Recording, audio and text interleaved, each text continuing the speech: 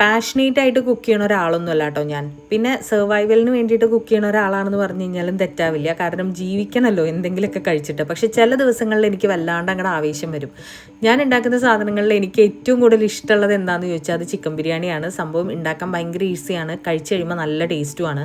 അതുകൊണ്ട് ഇന്നത്തെ പരീക്ഷണം ചിക്കൻ ബിരിയാണിയുടെ മുകളിലാണ്. പരീക്ഷണമല്ല കേട്ടോ, അത് പരീക്ഷിച്ച് വിജയിച്ചിട്ടുള്ള ഒരു സാധനമാണ്. വളരെ ഈസിയാണ് ഈ ഒരു സംഭവം ഉണ്ടാക്കാൻ. എന്താ നോർമലായിട്ട് നമ്മുടെ ഉള്ളി വഴറ്റി അതിലേക്ക് ഇഞ്ചി വെളുത്തുള്ളി പേസ്റ്റ് ഇട്ടു, പിന്നെ കുറച്ച് മഞ്ഞൾപ്പൊടിയും മുളക് പൊടിയും ഗരം മസാലയൊക്കെ ഇട്ടിട്ട് ഒന്ന് വഴറ്റി വരുമ്പോൾ അതിലേക്ക് തക്കാളിയും അതുപോലെ നിറയെ കരിവേപ്പിലയും കൂടി ഇട്ടിട്ട് നന്നായിട്ട് മാഷ് ചെയ്ത് വഴറ്റിയെടുക്കുക. അതിലേക്ക് തലേ ദിവസം ഇത് മാരിനേറ്റ് ചെയ്ത് വെച്ചിട്ടുള്ള ചിക്കനാണ്. കുറച്ച് മഞ്ഞൾപ്പൊടി, മുളക് പൊടി, ഉപ്പ്, നാരങ്ങ നീര്, ഇത്രയും മാരിനേറ്റ് ചെയ്ത് വെച്ചിട്ടുള്ള ചിക്കൻ അതിലേക്ക് ഇടുക.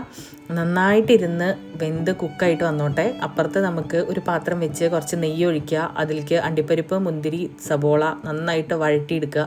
ഡെക്കറേഷന് വേണ്ടിയിട്ടുള്ളതാണ്.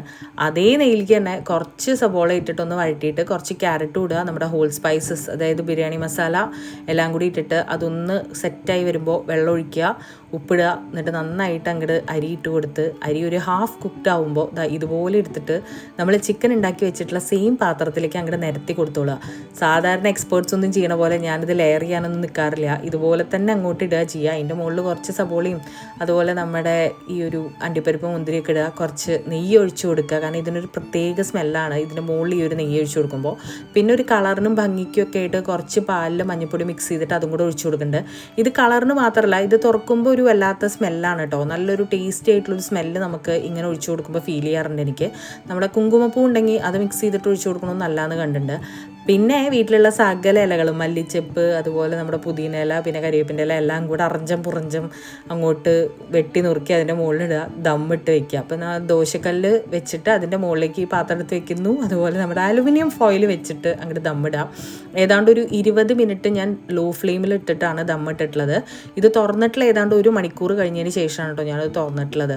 അങ്ങനെ തുറന്ന് ഒരു 1-1.5 മണിക്കൂർ കഴിഞ്ഞിട്ടാണ് ഞാനിത് ഇതൊന്ന് മിക്സ് ചെയ്ത് കൊടുക്കുന്നത്. അപ്പോഴേക്കും നമ്മുടെ ബിരിയാണി നല്ല അടിപൊളിയായിട്ട് സെറ്റായിട്ടുണ്ടായിരുന്നു. ഇങ്ങനെ കാണുമ്പോൾ വല്ലാണ്ട് അങ്ങോട്ട് കൊതി വരും. ഇതിപ്പോൾ രാത്രി ഡിന്നറിന് ഉണ്ടാക്കിയതാണെങ്കിലും ഇതിങ്ങനെ എടുക്കുന്ന സമയത്ത് എനിക്കൊന്ന് കഴിച്ച ടേസ്റ്റ് നോക്കണം. അതുകൊണ്ടാണ് ഇതിൽ വേറെ അലങ്കോലപ്പണികളൊന്നും ഇല്ലാത്ത. പക്ഷേ ഞാൻ മുട്ടയൊക്കെ പുഴുങ്ങിയിട്ടുണ്ടായിരുന്നു. അടിപൊളി ബിരിയാണി ആയിരുന്നു. അപ്പോൾ ശരി, പിന്നെ കാണാം.